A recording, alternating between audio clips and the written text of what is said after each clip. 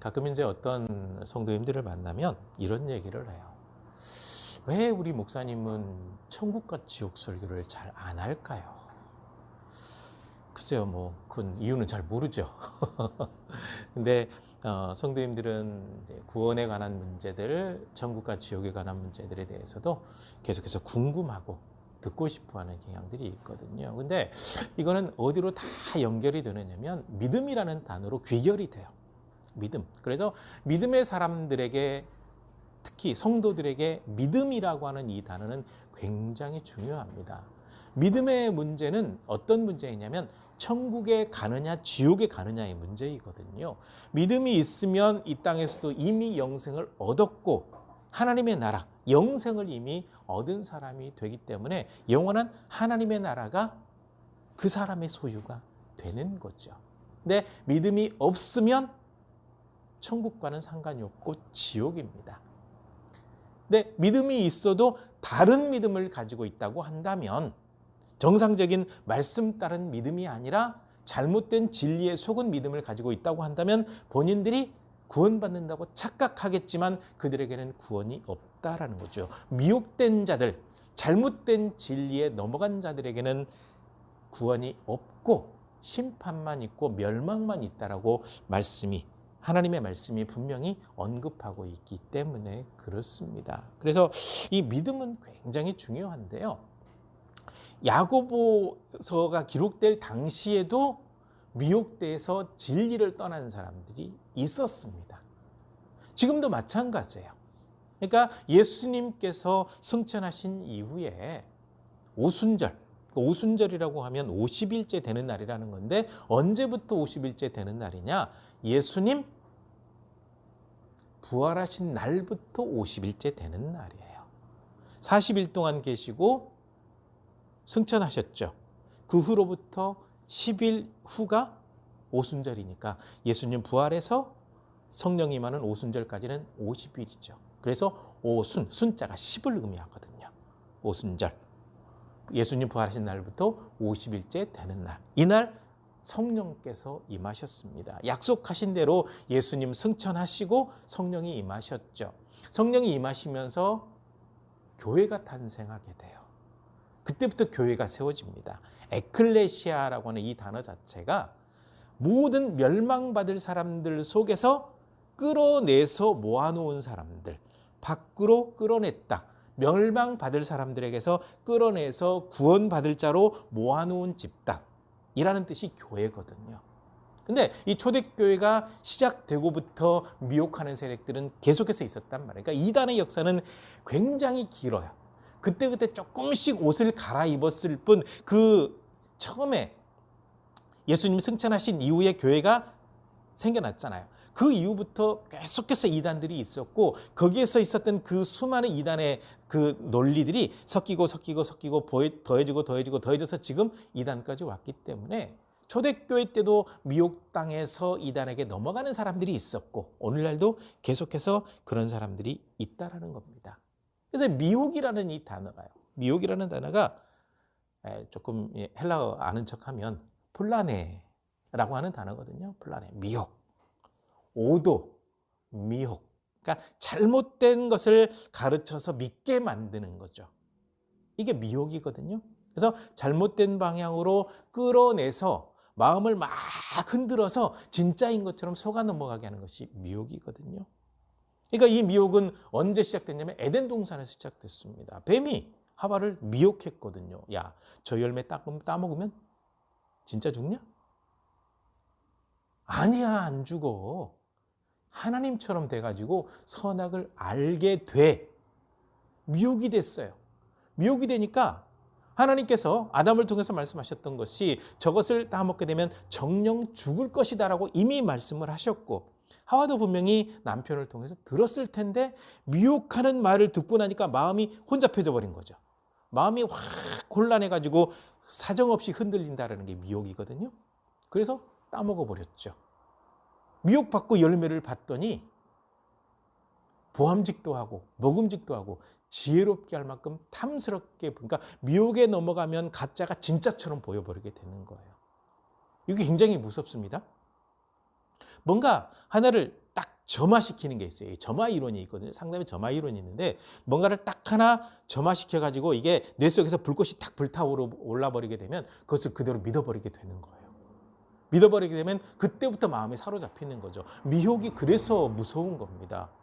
아니요, 어떻게 이단에게 넘어갈 수 있지? 불꽃이 탁 튀겨버리면 그 불꽃에 딱 거기서 불꽃이 튀기면서 불이 붙어버리는 순간 끌 수가 없어요. 그래서 영적으로 미혹이 굉장히 무서운 겁니다. 넘어가 버리는 거죠. 그래서 이 미혹에 넘어가 버린 사람들, 이미 거기 가버린 사람들은요, 영생을 잃어버린 사람들이 되는 거예요. 영원히 잃어버린 사람들이 되는 거거든요. 그래서 미혹에 넘어간 사람들을 건져내는 것은 굉장히 중요하다라는 거예요. 굉장히 중요해요. 그런데 건져내는 게 쉽지가 않습니다. 이단에 빠진 사람들하고 한번 대화를 나눠보세요. 전혀 통하지가 않습니다. 안 통해요. 오히려 끌고 가려고 해요. 제가 어느 집사님 한 분 만났어요. 신천지에 넘어갔어요. 한참 됐는데 모른 척 아닌 척 속이고 계속 지냈던가 봐요. 그래서 저도 이제 몰랐죠. 그래서 가서 대화를 나누면서 봤더니 신천지에 완전히 빠져 있어요. 그래서 성경 구절 대면서 가짜라고 얘기를 했더니 안 받아들여요. 그러면서 뭐라고 하냐면 거기 목사님들도 많은데 목사님도 좀 배우셔야 될 것 같습니다. 탁 불이 붙어버리니까 안 돼요. 끌어내는 게 정말 어려운데 끌어내게 되면 그 사람의 생명을 살리게 되는 거고 그 사람의 죄의 문제를 해결해 주는 게 되는 거거든요. 미혹이라고 하는 것이 굉장히 어렵습니다. 그래서 이 진리를 믿다가도 떠나버린 사람들은요, 구원과 상관이 없어요. 하나님께서 사람을 절대로 포기하지 않는다고 말씀하시죠. 맞아요. 포기하지 않아요. 그런데 사람이 결국 돌아오지 않으면 하나님께서도 어떻게 할 수가 없어요. 수많은 기회를 줘도 받아들이지 않으면 소용이 없는 거거든요. 그렇잖아요. 한번 잘 보십시오. 예, 자녀들을 키워보셨죠? 자녀들이 마음대로 됩니까? 마음대로 돼요? 마음대로 되면 인격체가 아니죠. 내가 가지고 있는 걸 쏟아줘봐야 자녀들은 사랑받은 적이 없다라고 하거든요. 그리고 뭐 진로의 문제가 됐든 뭐가 됐든 얘기를 나눠도 생각이 있고 다 다르기 때문에 안 돼요. 특히 잘 안 되는 것이 뭐냐면 결혼의 문제. 딱 봐도 아닌데 둘이 있는 게 불꽃이 타올라서 안 된다는 거죠. 헤어질 수 없다라는 거죠. 자녀 마음대로 안 되죠. 우리 하나님 자녀잖아요. 하나님도요, 우리를 바로 세우고 싶고 수많은 방법을 통해서 말씀하시는데 마음대로 안 돼요. 그래서 하나님은 포기하지 않으시지만 사람이 잘못된 길을 선택하게 되면 결국 그 사람은 돌이킬 수 없이 멸망길로 가는 거예요. 이게 무서운 거예요. 하나님께서 포기해서가 아니라 사람의 선택이거든요. 선택의 문제이거든요. 하나님께서 계속 선택하게 하셨잖아요. 에덴 동산에서도 광야에서도 가나안 땅에 들어가서도 또 여러 가지 많은 상황에서 오늘날도 마찬가지잖아요. 구원을 완성해 놓으시고 선택하면 구원이다, 선택하지 않으면 멸망이다라고 계속해서 선택하게 하시잖아요. 네. 그래서 미혹된 자들이 넘어갔을 때 구해낸다라고 하는 것은 결코 쉽지가 않지만 그들을 구원해내는 것은 굉장히 중요하죠. 그런데 그보다 더 중요한 게 뭐냐면 내가 미혹에 넘어가지 않는 겁니다. 내 믿음을 잘 지키는 것이 굉장히 중요하죠. 그래서 이 믿음을 지켜나가기 위해서는 어떻게 해야 될 것이냐? 영적으로 무장을 해야 돼요. 영적으로 무장이죠. 그래서 영적 무장 가운데 가장 중요한 것은요, 말씀으로 무장을 해야 돼요. 말씀으로. 전쟁터에 나갔다고 한번 생각을 해봅시다. 전쟁터에 머리를 보호할 수 있는 것도 썼고 몸을 보호할 수 있는 것도 입었고 발을 보호할 수 있는 것도 신었고 딱 갔어요. 딱 갔는데 무기가 없네요. 그럼 어떻게 하죠? 피해 다니기만 해야 되죠.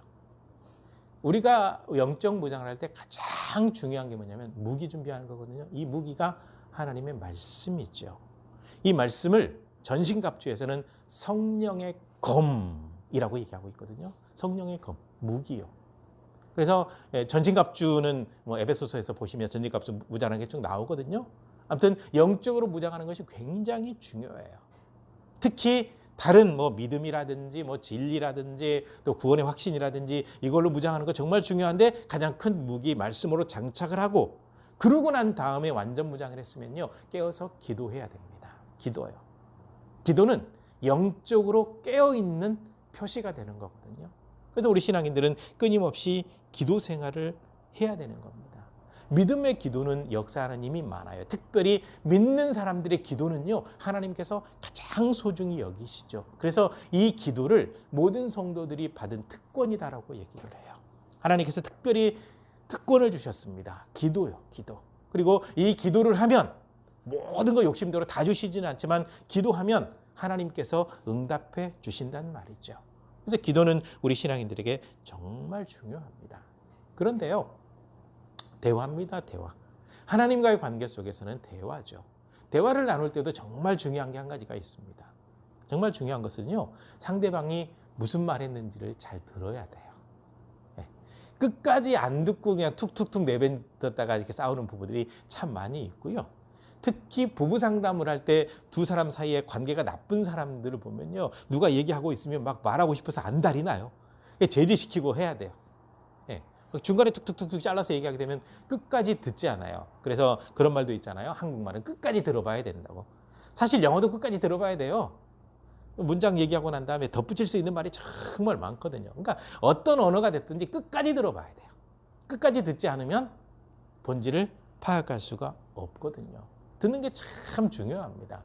근데 우리 신앙인들의 큰 잘못 가운데 하나가 뭐냐면요, 하나님의 말씀을 툭툭 끊어서 봐요. 끊어서 들어요. 그게 무슨 얘기냐면 성경을 그냥 요절 몇 개만 뽑아가지고 애우고 다녀가지고 그것만이 하나님의 말씀이라고 얘기를 하는데 앞뒤 문맥을 따져보면 안 맞는 것들이 정말 많이 있어요. 그리고 전체를 보지 않으면 알 수 없는 구절이 있거든요. 제가 신대원에 다닐 때 어떤 의도로 그런 얘기를 했는지는 저도 그 진위는 파악해보지 않았는데 아마 여 교수님이었던 것 같아요. 신약학이었어요. 신약학을 공부를 할 때 마치 뭔가를 발견한 것처럼 얘기를 하는데 바울 사도가 디모데에게 편지를 쓰면서 야야 디모데야 너 포도주를 조금 써라 라는 얘기를 했다는 거예요. 그래서 뉘앙스 자체가 술 가지고는 논쟁하지 말라는 얘기로 저는 들렸거든요. 다른 사람은 어떻게 들었는지 잘 모르겠고 어떤 의도로 얘기했는지 잘 모르겠어요. 물어보진 않았습니다. 별로 중요한 문제가 아니었기 때문에. 그런데 마치 뉘앙스는 봐라. 이 바울도 이 디모데한테 술 먹으라고 했지 않냐. 근데 그게 아니거든요. 문맥상. 이 디모데라고 하는 사람이 그 MBTI로 따지면 I예요. I. 굉장히 내성적인 사람이거든요. 내성적인 사람이기 때문에 할 말을 다 하는 디도하고는 달리 속을 끓이다 보니까 위장병이 났어요. 그러니까 위장병이 났을 때 지금이야 뭐 좋은 약들이 있으니까 그럴 필요가 없지만 포도주 같은 경우는 위장에 조금 보호를 해줄 수 있는 그런 성분이 있어요. 그래서 너 위장병 때문에 고생한다며 너무 하나님의 말씀대로 술 입에도 대지 말라 그랬다고 그러지 말고 약으로는 좀 먹어도 괜찮다라는 의도인데 마치 술 먹는 사람들은 바울 사도도 디모데한테 포도주 먹으라 그랬다고 이렇게 나오거든요. 그러니까 하나님의 말씀을 잘 들어야 되는데 뚝뚝 끊어서 들어요. 전체적으로 보게 되면 술 취하고 술 먹는 사람들은 중직이나 일꾼으로 세우지도 말라고 목회자로 세우지도 말라고 말씀하시고 있는데 그렇게 나온단 말이죠. 그러니까 대화를 나눌 때 잘 들어야 되는데 하나님의 말씀을 툭툭툭 끊어서 들으면서 자기들 할 말만 다 하고 있어요. 이게 잘못된 거죠. 그래서 하나님의 말씀을 잘 들을 필요도 있고 그 다음에 속 시원하게 속에 있는 말을 하나님께 다 말씀드릴 필요도 있어요. 그리고 아마 여러 번 언급했는데 기억을 잘 못하시겠지만요. 에스겔서 36장 36절 후반절에서 37절 말씀 가운데 왜 기도해야 되는지 그 이유를 말씀하고 있거든요. 나 여호와가 약속했기 때문에 그 약속대로 다 이루어 줄 거다. 그런데 너희가 그렇게 되기를 기도할 때 하겠다라는 거예요. 하나님의 약속은 이루어집니다. 그런데 우리가 기도할 때 이루어진다라는 거죠. 그래서 기도하는 것은 우리 신앙인들에게 정말 중요하죠. 그래서 하나님과의 대화에서 말씀을 잘 듣는 것도 중요하고 속에 있는 것들을 있는 대로 다 내놓는 것도 굉장히 중요합니다. 믿음의 사람들은요, 기도를 잘 하는 사람들이 돼야 돼요. 그리고 믿음의 사람들의 기도가 얼마나 중요한지 계속 이어서 이야기하고 있습니다. 첫째는요, 어려운 일이 있을 때 기도하라는 겁니다. 하나님 믿고 예수님 믿으니까 아무런 어려움이 발생하지 않던가요? 그렇지 않습니다. 이 땅을 살아가는 동안에는 끊임없이 어려움이 있을 수 있어요. 난관에 봉착할 수 있습니다. 아직 우리가 천국에 들어간 게 아니거든요. 마치 이스라엘 백성들이 가나안 땅에 들어가기 위해서 광야를 걸어가는 것과 똑같은 것이 우리 신앙인의 삶이거든요. 광야는 뭐 불뱀도 있고 물 없는 땅도 있고 뭐 굉장히 어려운 일도 많고 또 거기에 광야에는 도둑들도 있고 공격하는 세력들도 있고 계속해서 이스라엘 백성들이 만나잖아요. 그 여정을 보여주고 있는 거예요. 이스라엘 백성들이 이집트에서 나와가지고 가나안 땅에 들어갈 때 그 여정이 우리가 하나님 나라에 들어가기 전까지 있을 여정을 보여주고 있는 그 가운데 하나거든요. 그렇기 때문에 이 땅을 살아가는 동안에는 어려움이 있을 수 있어요. 그런데 이 어려움이 닥쳤을 때 참된 믿음의 사람이냐 그렇지 않은 사람이냐가 판가름이 안 되는 겁니다. 믿음을 가지고 있고 하나님을 전적으로 의지하는 사람은 어려운 상황이 될 때 기도를 선택을 해요. 그런데 믿음이 옅은 사람이나 믿음이 깊지 않고 또 믿음이 거의 없는 사람들은 하나님 앞에 기도를 선택하는 것보다는 도울 사람이나 도울 수 있는 환경을 먼저 찾아요. 권력을 찾든지 그렇게 선택을 하거든요. 근데 하나님께서 하시는 말씀이 무엇이냐면 어려운 일이 있으면 다른 것 먼저 선택하지 말고 기도하는 것을 선택하도록 해라. 너희 중에 고난당한 자가 있냐? 어려움 당한 자가 있냐? 기도해라 라고 분명히 말씀하고 있거든요. 고난당하는 사람의 기도. 이 기도는 하나님께서 반드시 응답해 주십니다. 뭐 기도하자마자 역사가 나타나는 경우도 있고 시간이 좀 필요한 경우도 있지만 응답하시거든요. 그러니까 고난 가운데 있을 때 기도해라 라고 말씀하신 이유가 무엇이냐면 하나님께서 들으시고 응답하시니까 믿음으로 기도하라는 얘기죠. 욥의 경우를 한번 보시면 잘 아실 거 아니에요. 때로는 하나님 원망하기도 하고 자기 생애를 저주하기도 하고 그랬지만 대화 나누면서 중간중간 기도하는 내용이 참 많이 나와요. 그 사람 마음 가운데 욥의 마음 가운데 믿음이 있었으니까 기도를 했을 거고 그 기도에 하나님께서 그 사람들의 논쟁이 다 끝나고 난 다음에 하나님 말씀 충분히 하시고 난 다음에 모든 고난이 끝나게 하셨어요. 하나님께서 하나님의 방법으로. 그러니까 너희 중에 고난 당하는 사람이 있느냐 어려운 일에 처해 있는 사람이 있느냐 기도하라는 겁니다. 기도요. 그러면 하나님께서 응답하신다라는 거죠. 왜냐하면 우리가 믿는 하나님은 전능하신 분이거든요. 그러니까 하나님이 어느 정도 전능한지에 대해서 다 설명드릴 수는 없습니다만 단적인 예로 표현을 했을 때 죽은 사람도 살려내시는 분이 하나님이시거든요. 죽은 사람도 살리는 분이 다른 일 못하시겠습니까? 전능하시거든요. 그런 하나님 앞에 기도하고 만약에 즐거운 일이 있거든 하나님 앞에 감사 찬송을 드리도록 해라 라고 분명히 말씀하고 있죠. 그 다음에 두 번째로는요. 병든 성도가 있다면 기도하라는 겁니다. 만약에 병든 사람들이 있다고 한다면 교회 장로들을 부르고 이 장로들은 가서 그에게 기름을 붓고 간절한 마음으로 기도해라. 이거죠. 믿음의 사람들 가운데 병든 사람이 있을 수 있습니다. 건강관리 잘해도 어느 순간 병이 들 수도 있어요. 그럴 때 선택할 수 있는 것은 믿음의 공동체들이 기도하는 겁니다. 기도하는 거요. 이때 참 조심해야 됩니다. 도대체 무슨 죄를 지었기에 병이 들었소? 하나님 앞에 뭐 잘못했소?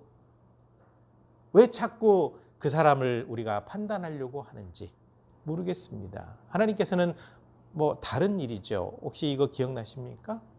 나면서부터 소경된 사람이 있었습니다. 소경된 사람이 있었는데 예수님께서 그 사람의 눈을 뜨게 해주셨어요. 이 관련된 사건이 바로 실로암 연못과 연관이 되죠. 눈이 떠졌습니다. 그때 예수님의 제자들이 예수님께 물었던 질문이 있습니다. 선생님, 저 사람이 소경으로 태어나는 것은 저 사람 부모의 죄 때문입니까? 저 사람의 죄 때문입니까? 이게 우리 성도들이 기본적으로 가지고 있는 또 조금 영적으로 깨어있지 않은 목회자들이 기본적으로 가지고 있는 거거든요. 누군가 사업이 잘못되거나 병들면 분명히 무슨 죄를 지었겠거니 라고 생각하거든요. 그렇지 않습니다. 예수님께서는 이렇게 대답하셨거든요. 이 사람의 부모의 죄도 아니고 이 사람의 죄도 아니고 하나님께서 원하시는 일을 나타내시려고 그렇게 하셨다라는 거예요.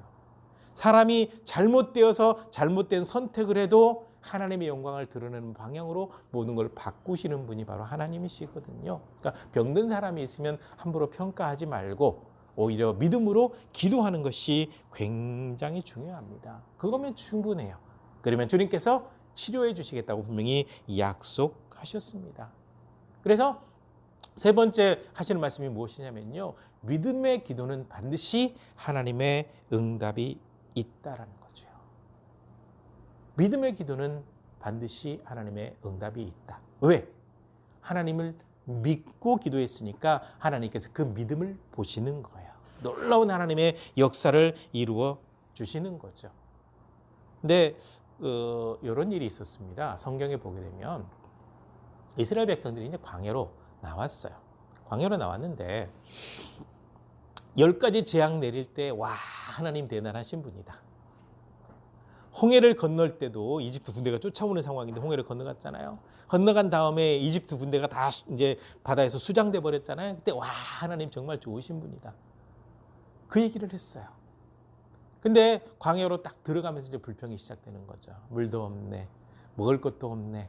그러면서 또 어떤 불평을 했냐면 아이고, 이집트에 있었더라고 한다면 고기 국물이라도 먹었을 텐데 부추, 파, 어쩌고 저쩌고 좋은 식품들 많이 먹었을 텐데 아이 광야에 왔더니 먹을 것이 하나도 없네. 불평을 하는 거예요. 그때 하나님께서 이렇게 말씀하셨거든요. 내가 이스라엘 백성들이 원망하는 소리 다 들었다. 그들이 질리도록 내가 고기를 먹여주겠다. 그랬더니 하나님 그게 가능하시겠습니까? 하나님께서 한 200만에서 300만 정도 되거든요. 이 정도 되는 사람들을 충분히 먹이려면 수많은 바다의 모든 고기를 다 가지고 온다고 할지라도 불가능할 텐데요. 그때 하나님께서 모세에게 이렇게 말씀하셨습니다. 야, 내 손이 짧으냐? 내가 능력이 부족하냐? 하나님의 능력을 모세도 제한을 해버렸단 말이죠. 그런데 하나님께서는요. 광야 생활 다 마치고 가나안 땅의 첫 열매를 먹을 때까지 계속해서 만나를 내려주셨고 고기가 필요할 때에는요. 그 진 주변에다가 이게 아마 허리 정도 오게 메추라기를 이렇게 쌓아가지고 쌓아놓으셨어요. 그냥 주워다 먹으면 돼요. 그래서 계속 만나와 메추라기를 먹이셨고 특히 만나 같은 경우는 가나안 땅에서 새로 소출을 먹을 때까지 계속해서 만나가 내려서 먹게 하셨거든요. 가나안 땅에 가서 그 땅의 소출을 먹게 되니까 더 이상 만나가 내리지 않았다고 성경이 기록이 되어 있거든요. 그러니까 하나님의 능력을 자꾸 우리 마음속으로 제한하지 않았으면 좋겠습니다. 전능하신 하나님은요. 손이 짧은 분이 절대로 아니에요. 전능하시거든요. 굉장히 능력이 많으시거든요. 그래서 응답하시고요. 그 기도에 응답하시는 이유를 마지막으로 밝히고 있습니다. 성도의 기도는 강력한 힘을 가지고 있기 때문이다. 믿음의 사람들의 기도는 하나님께서 감동하시고 그 기도한 대로 응답하신다라는 거예요. 그러니까 믿음의 기도가 그렇게 강력하죠. 의인의 기도는 역사하는 힘이 크다라고 할 때 그러면 의인이 누구일까요? 많은 성도님들이 의인이 아니라고 생각하거든요. 그렇지 않습니다. 믿는 사람이 의인이에요. 믿는 사람. 왜 의인이냐? 죄가 있었는데 더 이상 죄가 없다. 예수님 믿으니까 그 보혈로 죄를 딱 씻어버리시고 더 이상 죄가 없다라고 인정하셨어요. 이걸 칭의라고 하죠. 의롭다 인정을 받은 거예요. 의인이라고 칭함을 받은 거예요. 그래서 모든 믿는 사람들이 바로 의로운 사람이라는 사실을 분명히 기억하셔야 돼요. 그래서 서로 죄를 고백하고 서로 병 낫기를 위해서 기도하라. 믿음의 사람들이 기도하게 되면 하나님의 놀라운 역사를 맛보게 된다라고 분명히 말씀하고 있는 거거든요. 그래서 믿음의 기도라고 하는 것은 굉장히 중요하죠. 그러면서 예를 하나 들었습니다. 믿음의 기도의 본을 엘리야로 들었습니다. 엘리야 하면 정말 대단한 선지자라고 생각을 하잖아요. 그러면 대단한 선지자는 사람이 아니고 신일까요? 사람입니다. 엘리야 사람이에요, 사람. 하나님께서 하나님의 일을 하실 때 사람에게 하나님의 능력을 주시고 일을 하게 하시는 거지 그 사람을 신으로 만들지는 않아요. 엘리야를 정말 대단하다고 생각하는데 그렇잖아요. 우리랑 똑같은 사람이에요. 네, 피곤하면 자야 되고 배고프면 먹어야 되고 기분 나쁘면 나쁜 소리 나오기도 하고 그래요. 그럴 수 있는 사람이에요. 이 엘리야죠. 우리와 똑같은 사람인데 엘리야가 아합이라고 하는 왕 시대 때 북이스라엘에서 활동을 했거든요. 아합이 누구냐? 아합과 아마 아합의 아내 이름은 기억할 거예요. 이세벨.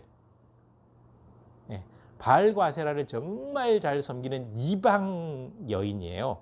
이 사람과 결혼을 해가지고 정말 악하게 살았죠. 그러니까 아합이 정치는 참 잘하는데 하나님을 떠나 있는 사람. 정말 나라 전체가 바알과 아세라를 섬기지 않으면 먹고 살기도 어려울 정도로 백성들을 피폐시켜버린 그런 상황.